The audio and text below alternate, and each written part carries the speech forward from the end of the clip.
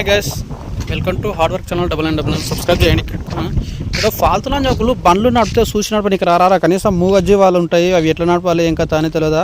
ఇగో ఇది అనవసరంగా దీని పానం తీసినావు, ఫాల్తు మొక్కలు నా అస్సులు వేట కానీ. అరే దీని పానం తీస్తే నీకేమొచ్చింది చెప్పురా?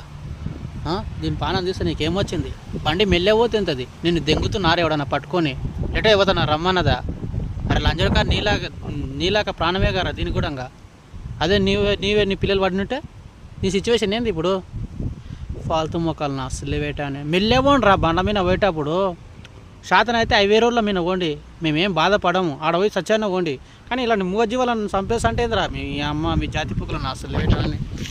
ఇది ఏం పాపం చేసిందిరా నెవరులేంది అమ్మ అడకదిన పుక్కులు నా అస్సలు వేట అని. అరే లంజడ మెల్లగొండి దిగుతుంది ఇప్పటికెళ్ళి బండ్లు మెల్లవకపోతే మీ అమ్మ ఇప్పుడు దీన్ని ఏడవేటాలని కూడా ఆలోచనతో ఉంది నాకైతే.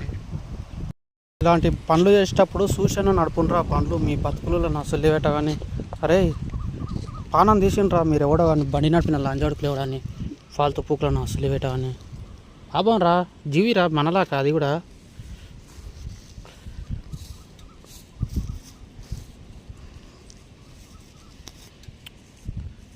హార్డ్కి దీనిలా కావాలి ఫాల్తులు లంజాడుకున్నా సిగ్గుశరం లేదురా.